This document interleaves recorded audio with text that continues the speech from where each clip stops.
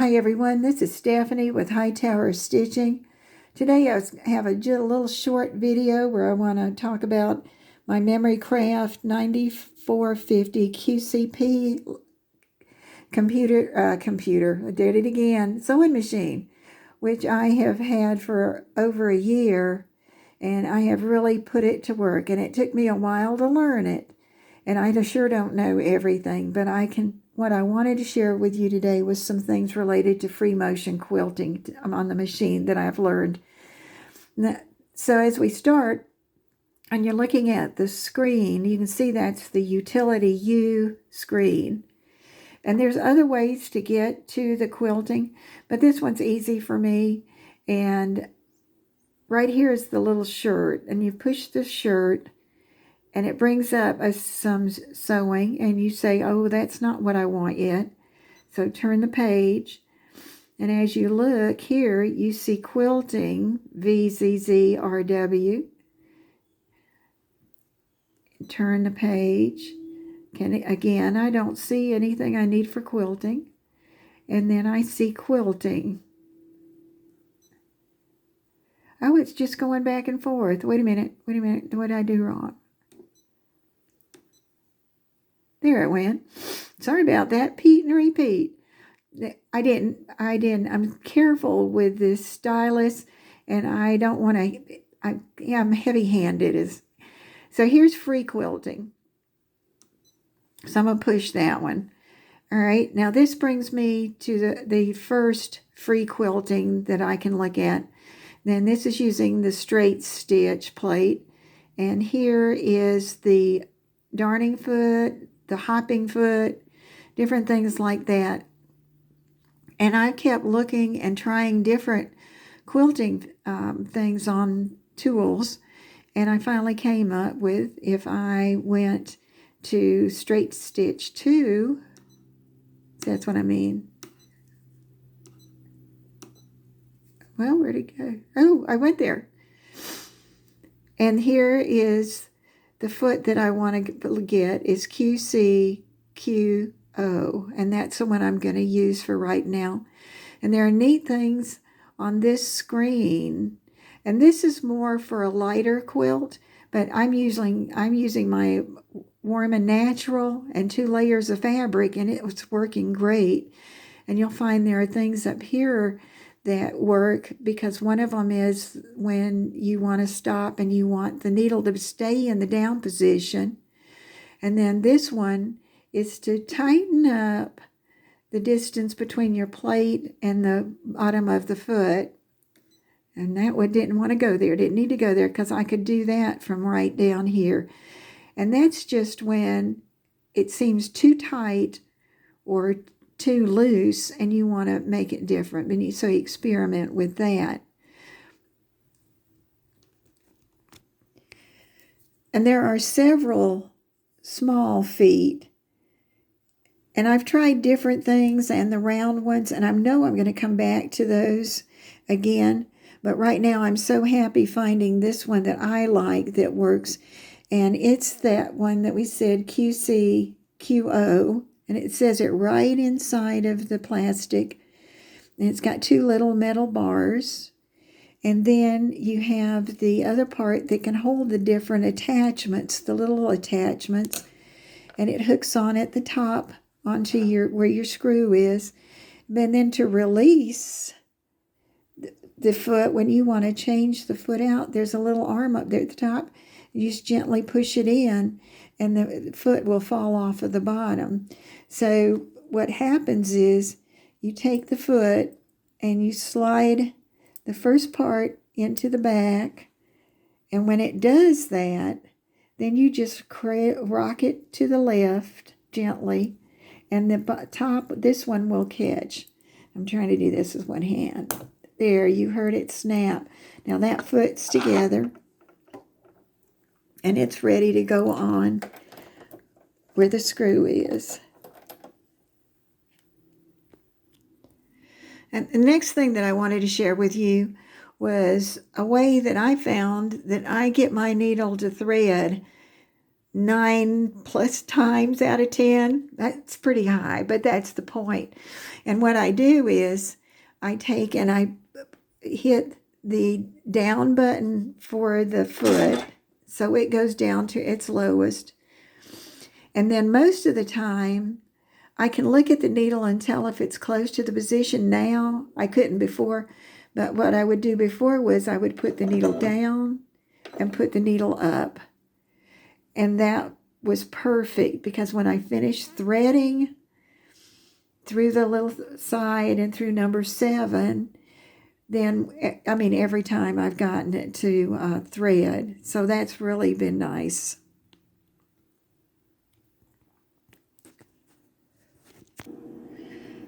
And now when I get ready to start my free motion quilting and I'm working on a quilt, I will take and drop the needle and pull the bobbin thread up from the bottom to the top. So then I've got 2 tails up there at the top. And when I finish with the project, or as I'm going on the project, if I have a lot of those threads up, I'll go ahead and pull the 2 together and knot down to the closer to the fabric, not right at the fabric, but maybe a 1/4 or a 1/2 inch out, and cut the long end off so I can thread both of them through a needle.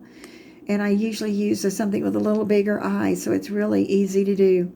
And then I take the needle and put it in between the 2 layers of the quilt to the batting and pull it through so it knots. And that really makes a nice way to finish. You don't have anything, those ugly things on the back side of the quilt. And that's kind of neat. But I also keep a set of tweezers out because every once in a while, and this is one of them, the foot is so close to the bottom when it's sitting even up. And one of the things I do is I'll either take one hand and push that back up and grab it, or I'll get it where I can grab it with my tweezer and then pull that bobbin thread up so that it's set. And then you're ready to do some fun. I'm going to take and lower that and then set this up to see what we get. Now when I quilt, I use the gloves, and there are different varieties that you can get. But what happens is I wear gloves all the time, even when I'm working outside, so my hands tend to be a little smooth. And so when I'm trying to do the free motion, then I have to press down so to hold the material in place and move it, that after a while it gets to my arms. It'll make your shoulders really tight. So I use the gloves. Lots of times I'll use just one, and sometimes I'll use 2, depending about the pattern that when I get ready. So I've got everything pulled out, and I'm going to start now. I'm going to turn it down some, because at first you turn it down because you want to do practice, do some practicing. And so when I first started, I just turned it down. You get a sense of how fast and how slow your machine will go. And now I can go pretty, at a decent speed to keep it going, and I move. So, but right now, and I didn't draw anything. I did have something drawn because I was going to show you putting it in there, but I'm just going to start. And a great thing is to make yourself a little sandwich, and don't make it too little. But I will tell you that when I'm getting ready to quilt my quilt, I'll take a piece of the backing and a piece of the front and put them together with some with the batting in between. And when I get everything set up, then I do some stitching across that, and then I look at the front and the back and see how it goes. Now, I will tell you that if you have brown on the front and cream on the back, which is really pretty, you will find that you can see little pieces of the white in there. And what you have to do is decide what you can live with. And if you're just starting out, the easiest way is to have the same color for your bobbin as for your top, and use the same kind of thread that's the same weight. because that just makes it turn out easier. And that's what I've done. I've unloaded from a cone onto a bob in there, and then my other cone is in the back hooked onto a tall rack. And so let's see what speed I've got. If I don't like it, I'll turn it off. And oh yeah, see how slow that is? But guess what? There go my curves, just like I want them to. Now, with this machine, one of the things is when you start out, it will start out slow. And with the different Janomes, it's a different amount of time before it changes. So then you can see I got into the rhythm. So wherever you start, have it somewhere that's a little bit hidden to start, and then come out if you can. All right, see, that was a very nice speed. But I like that one. And you get the rhythm, and I can see that my stitches are really going well because my body's feeling the way, it sounds funny, but it is, can feel and hear it because I've done it enough. And where I first noticed was when I was putting binding on a quilt. And I kept hearing, because there's so much material it's going through, I could hear it when it was hitting the part that would cover the back part, because I always go from the back to the front now, and that's funny. But anyway, so I'm going to just go a little bit further. But this is why you want to do it and practice.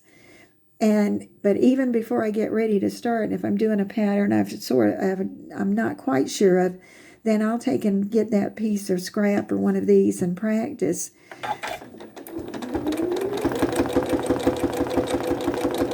See, I got a little bit jerky there.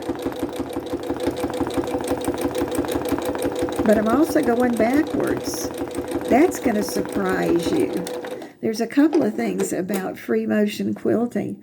One, it's not like hand stitching. You have to think ahead to where you're going when you're doing this. When you're hand stitching, you can just stop and do something else. Do it, but and you can stop with this too. But it's nicer if you can keep your continuous line going. So I'm going to go ahead and pull this up now. This is just a little bit like by the third arrow, between third and fourth arrows.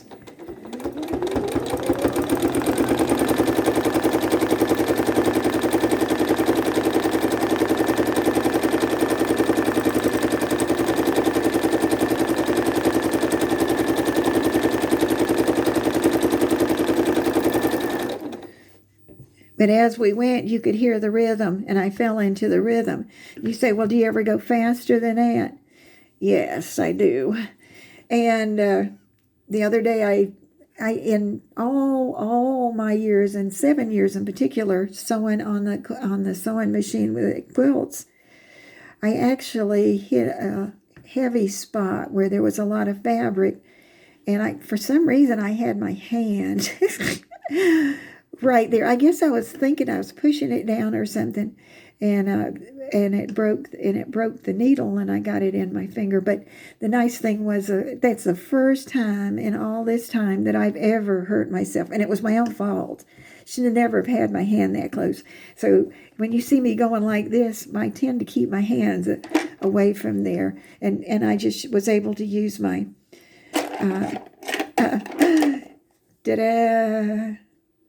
and get that little piece out because it was there, and then washed it really good. Let's see. So I'd like to, let's see. So, and when you practice, you can practice loops. See, I'm going a little bit too fast. My stitches aren't staying, but look how neat that does. And there are all kinds of things you can do.